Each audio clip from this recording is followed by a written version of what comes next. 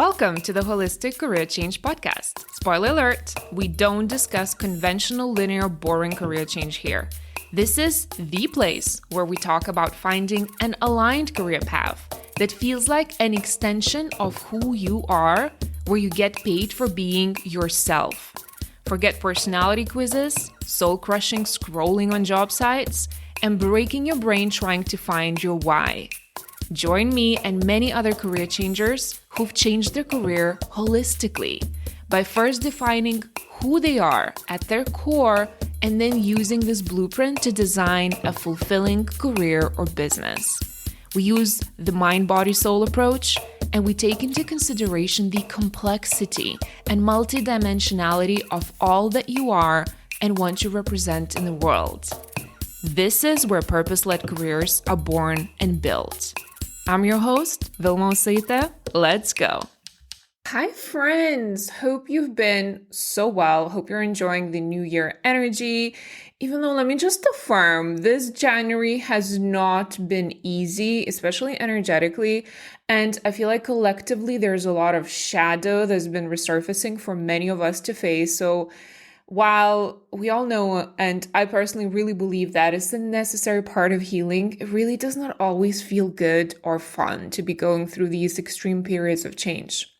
Anyway, I'm back with a new episode, and I've been noticing something really interesting lately in my conversations with career changers, and this keeps coming up actually particularly with the women I work with, especially those who are really called to enter the healing spaces and become healers themselves.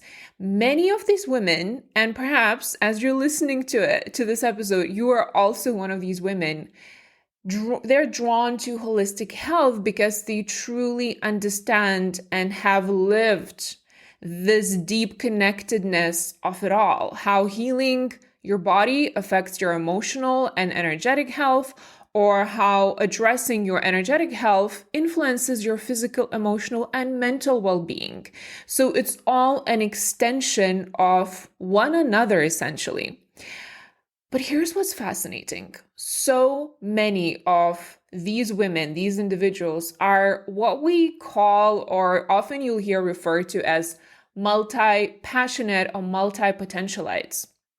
So they're interested in so many different avenues, and they're often looking to build businesses because, well, firstly, many of them need autonomy and freedom to function. Many of them, this is a core value for many of them, and they need freedom to be creative. Secondly, they want this financial abundance, and they want to double or triple their current income, and also they want to reclaim their time. They want extra time with their families. They want time for the other interests like travel and psychology and so on and so forth.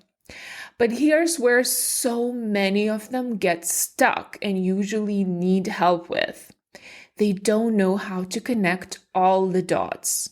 Meaning, how do you make sense of such a wide array of interests? It's so hard sometimes to decide.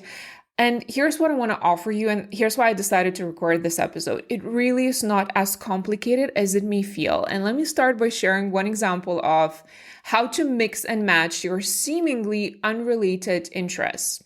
So, for example, say you're someone who's extremely interested in fashion and style and colors and patterns, and you also are equally fascinated by, say, esoteric knowledge, and you're highly intuitive, and, some would even call you psychic or witchy. So usually what would happen in the conventional world, people like yourself, for instance, would be stuck between choosing a fashion-focused path, or they would be forced to take this traditional energy healing path, the either-or approach that we're used to. However, for you, it might feel like you can't choose just one of them. It's like choosing your favorite child. We can't do that. So the permission that you might need to give yourself is to merge your intuitive abilities with your passion for fashion and personal styling and reimagine what this career could look like. So, for example, what this could look like practically, you wouldn't just help clients choose outfits, you could tune into their energy and help them, for instance, dress for the person that they are actually becoming or they want to call in. Or, during a styling session, you may pick up on certain blocks, like psychological mental blocks that is holding your clients back from expressing themselves, or see how certain colors and patterns could help them step into this more aligned, confident self. Or I could go on. You could also read clients' Akashic records to understand their style, for instance, through past lives. I love that.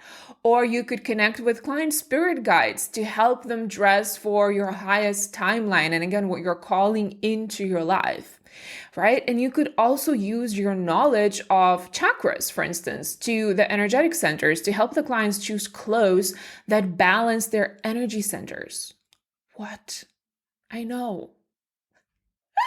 Or you could even incorporate astrology, for instance, to align the wardrobe with their planetary aspects or whatever colors that would be, lucky for them to wear that year. So really, as you're hearing this, tell me, be honest, wouldn't you want to work with a stylist like this? As I'm describing the stylist, I know I would. In fact, now that I came up with this business idea and this example, that's the only stylist I actually want to work with. Someone who combines that. Do you see how sometimes we assume that no one would want us, that actually this is the thing that people are looking for, but they can't find it? And while we probably could do some research and maybe find a version of this, what I just described already somewhere out there in the corner of the world in the market, chances are these type of practitioners are far and few in between, because so few of us allow ourselves to dream of creating this totally unique service where, say, just like in this example, fashion becomes a tool for personal transformation and spiritual healing. Off topic, by the way, but another type of practitioner I've been personally looking for years. So if you see those around, please message me and let me know. So these are health or weight loss coaches for empaths and HSPs, highly sensitive people, because many empathic people, as you know, they have very sort of what we refer to as porous energy field. So they are much more prone to gaining and keeping the weight, or have massive weight fluctuations, because that's essentially their energetic protection strategy, which often manifests into physical barrier, which is extra weight. So why is this not a thing? So the reason why such multidimensional offerings are really not a norm yet is because we've been conditioned to think we need to choose just one thing to be successful, maybe two max. But when multi-passionate people like yourself try to choose just one thing, it feels like cutting off a part of themselves. It's like trying to operate with just one of your hands, which essentially leaves you feeling limited. And listen, I get it. When you look around, say on social media, you might not see anyone doing exactly what you envision or what your gifts are, because your unique combination of skills or again, the medicine may simply not exist in the market yet. But if you took a deeper dive, which I've done over the years, and you probably see that the most quote unquote successful entrepreneurs or spiritual entrepreneurs are usually combining, without an exception, combining multiple interests in ways that seem totally natural and normal now. But it was probably considered really weird when they started at first. So the main reason why you might be struggling to turn your interest into a business isn't because it won't work. It's because you are or might be thinking, no one wants it. It would be too weird. No one has done it before. Really check in whether you have similar thoughts, flavor of these thoughts. The issue isn't that combining interests, your unique interest, doesn't work or is not a lucrative path. Is that you might be thinking that your specific soul cocktail is too exotic for this world and for this market. But that's exactly why you're here. You're not here to fit into existing boxes. You're here to create new ones. And there's a reason you have these very distinct, different passions and interests. And some of them, like I often tell my clients, some of them want to get married and have babies. Some of these gifts are actually soulmates. They are waiting to create this entirely new entity together. They want to be together. They're there for a reason. So sometimes the more unconventional your path, the more certain you can be that you're answering a higher calling. And if you weren't meant to bring these very specific gifts together into this world, your soul wouldn't have chosen to have them, to carry them at all, right? So now what? You may say, okay, got that. Now what? So what I love to do, I love to share with you a very quick exercise. And if you resonate with what I've shared with you just now, please take this little action and complete this exercise. So here it goes.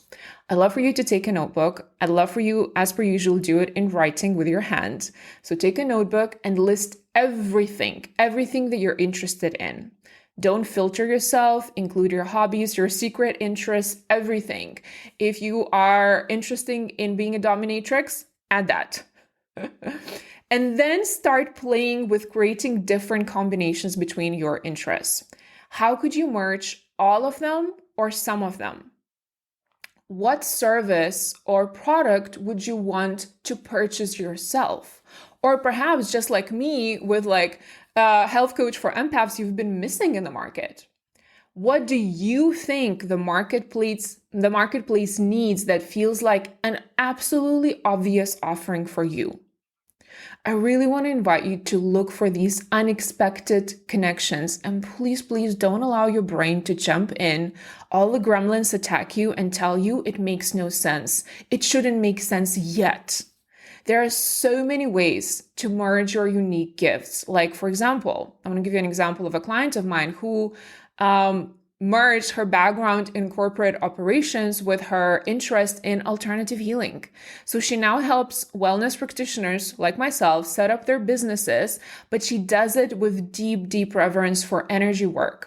Because all is energy, it starts with energy. So she can look at a healer's business model and essentially intuitively sense where the flow is blocked or what needs to be cleared.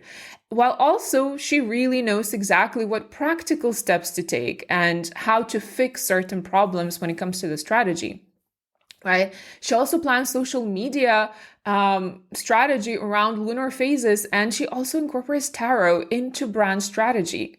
Honestly, the sky is the limit. So I really would love to invite you to pay attention to how you feel when you're trying to tune into these different combinations. Do they make you feel excited? Do they feel sparkly?